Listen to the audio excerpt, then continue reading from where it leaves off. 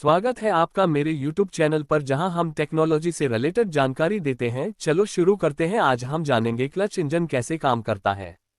Clutch engine और gear box के मध्य में फिट किया जाता है, जो कि इंजन की ड्राइव शक्ति को गियर बॉक्स से जोड़ने व तोड़ने का कार्य करता है।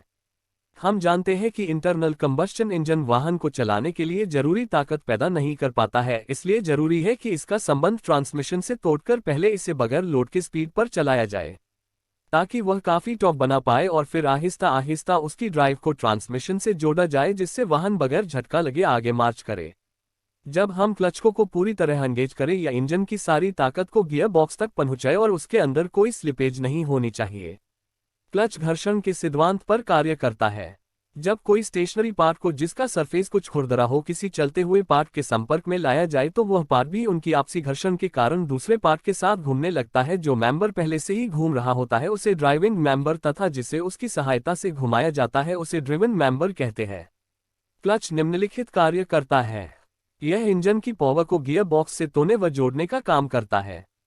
यह इंजन की पावर से वाहन को बिना झटका दिए धीरे धीरे मार्च करने में मदद करता है। इंजन को न्यूट्रल पोजीशन में स्टार्ट करने हेतु गियरों को बिना आवाज किए आसानी से शिफ्ट करने में मदद करता है।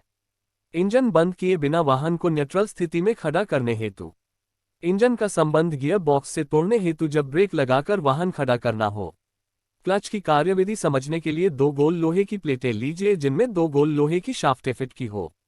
अगर एक प्लेट को घुमाया जाए तो उसके सामने रखी हुई प्लेट नहीं घूमती है।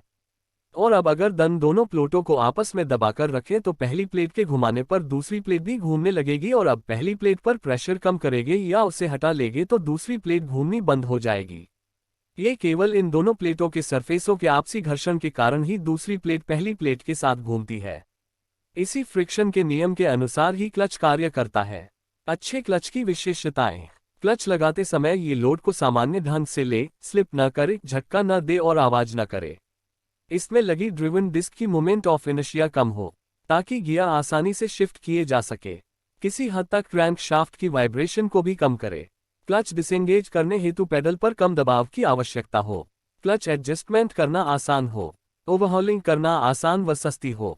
इसका डिजाइन साधारण हो तथा घिसने वाले पुर्जे सस्ते हो। फ्रिक्शन मटेरियल का फ्रिक्शन कॉफिशिएंट ज्यादा होना चाहिए। क्लच असेंबली का वजन कम तथा फ्रिक्शनल एरिया ज्यादा हो। फ्रिक्शन से उत्पन्न गर्मी को बाहर निकालने का प्रबंध हो। क्लच असेंबली प्लेट पूरी तरह से बैलेंस्ड होनी चाहिए। क्लच के कलपुर्जों की लाइफ अधिक हो। क्लच निम्नलिखित 5 प्रकार के होते हैं। Cone clutch, single plate clutch, multiplate clutch, multiplate wet clutch, semi centrifugal clutch. Cone clutch, इसमें फ्लाई व्हील के अंदर एक टेपर सी कोन बनी रहती है, जिसके अंदर क्लच होता है। इसके बाहरी कोन को फीमेल तथा अंदर वाले कोन को मेल कहते हैं। इसके मेल कोन के फेस पर क्लच फेसिंग लगी रहती है। कोन क्लच के पीछे स्प्रिंग के प्रेशर के कारण यह हमेशा फ्लाई व्हील के साथ प्रेशर से लगी रहती है। जब इंजन चलता है तो फ्लाई व्हील कोन क्लच को भी साथ घुमाता है और कोन क्लच के साथ लगी क्लच शाफ्ट भी घूमती है, जिससे इंजन का संबंध गियर बॉक्स से जुड़ा रहता है। जैसे क्लच पैडल दबाते हैं तो स्प्रिंग का प्रेशर कोन क्लच से हट जाता है, जिससे क्लच फ्री होकर थोड़ा पीछे आ जाता है और इंजन का संबंध गियर बॉक्स से टूट जाता है। इस तरह ये क्लच कार्य करता है। Single plate clutch. Single plate clutch के मुख्य 3 भाग होते हैं। एक, ड्राइविंग मेंबर, जो इंजन के साथ बंधा होता है और चलता रहता है। दूसरा, ड्रिवन मेंबर, जो ट्रांसमिशन शाफ्ट के ऊपर लगा रहता है। तीसरा, वह अन्य कलपुर्जे जिन्हें ऑपरेटिंग मैकेनिज्म कहते हैं, जिससे लीकेज, स्प्रिंग आदि आते हैं। अगर आपको यह वीडियो पसंद आई हो तो वीडियो को लाइक और सब्सक्राइब जरूर करें।